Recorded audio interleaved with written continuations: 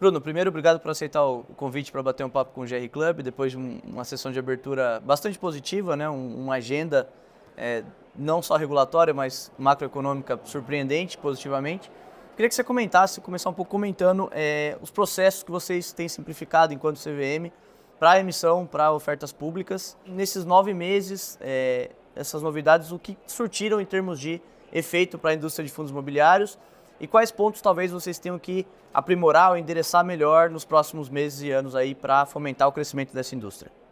Legal, Henrique. Bom, obrigado. Queria agradecer o GRI, né, por mais um convite aí, por apoiar também o desenvolvimento dessa indústria de fundo imobiliário, com muita informação, promoção do debate, né, que eu acho que é super importante.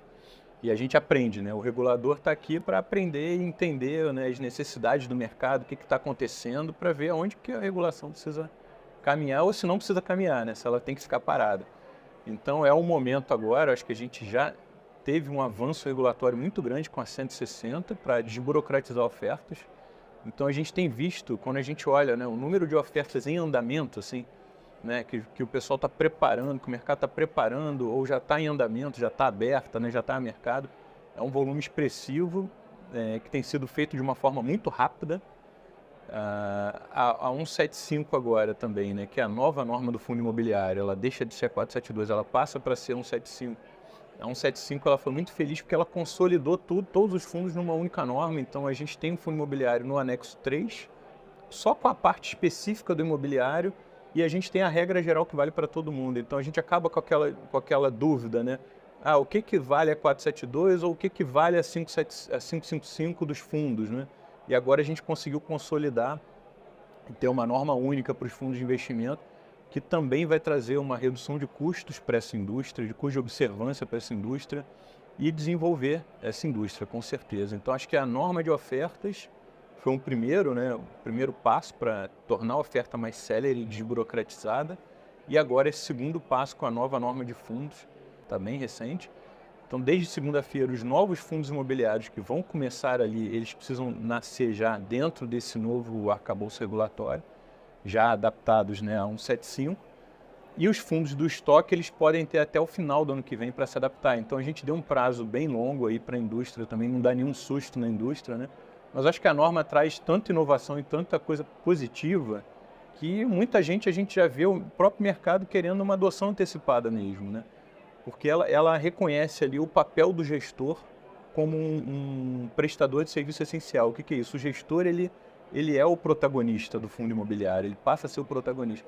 A gente ainda tem, como a gente comentou agora no painel, né, algumas questões relacionadas à Lei 8668 que não consegue dar todo esse protagonismo para o gestor, mas dentro daquilo que a CVM conseguiu avançar do ponto de vista regulatório, a gente avançou na 175 no anexo 3. Então, acho que o mercado vai querer adotar o quanto antes. Assim. Falar da Lei 8668, ela completa 30 anos em 2023. Ela foi a pedra fundamental do crescimento, do nascimento e crescimento do setor. Mas como alguns gestores, inclusive o André ali na moderação, chamam a atenção, ela está ficando velhinha, ela precisa de uma atualização. Quais são as expectativas ou perspectivas em termos de atualização da Lei 8668?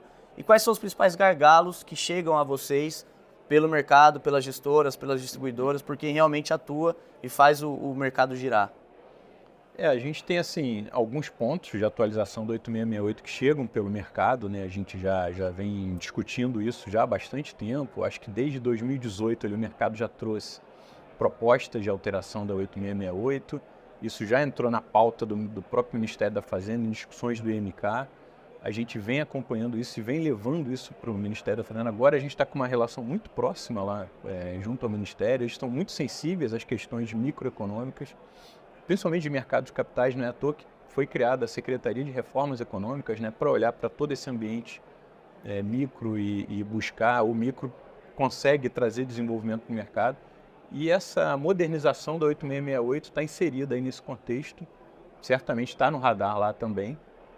No radar da CVM, né, no radar da Secretaria de Reformas Econômicas, para a gente conseguir avançar. É uma lei muito importante, que ela criou um fundo, né, ela trouxe depois, em 2005, um incentivo tributário para o fundo, o que junto com a regulamentação da CVM permitiu que essa indústria realmente desenvolvesse muito e ela efetivamente, esse benefício tributário, acho que ele atingiu o objetivo dele, né, que é trazer né, desenvolvimento para o mercado imobiliário via mercado de capitais, com uma captação mais barata do que talvez outras modalidades de captação, trazer investidores para esse mercado, são mais de 2 milhões de investidores, mas sem dúvida ela precisa de ajustes.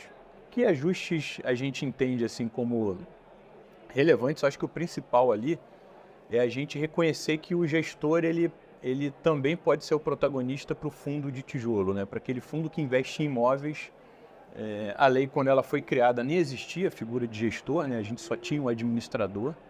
E hoje o administrador ele tem aquele papel muito mais de controle do fundo do que o papel protagonista de gestão.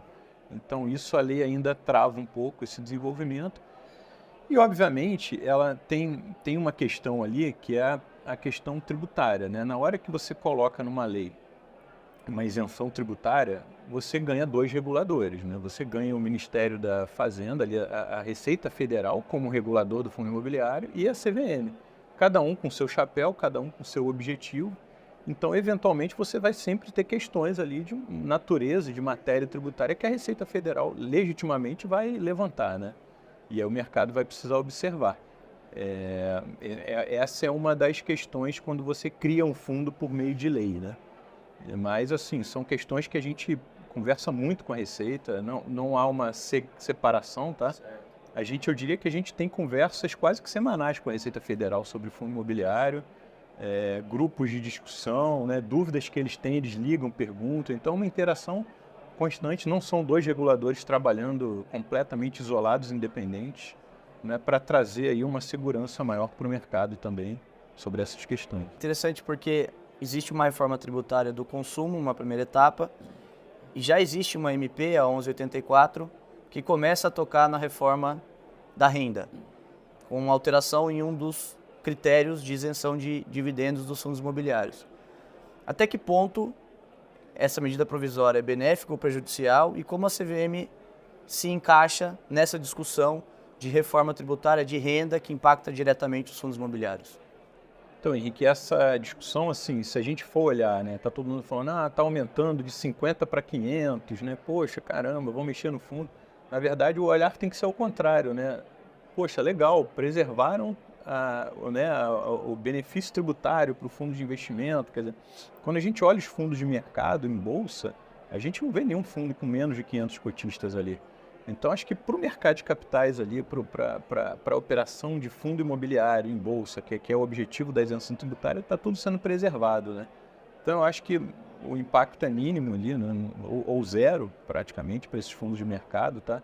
A isenção tributária foi preservada, exatamente reconhecendo essa importância ali do fundo imobiliário para o desenvolvimento econômico, para atrair mais investidores também para o mercado de capitais. Então, acho que o saldo foi bem positivo, tá?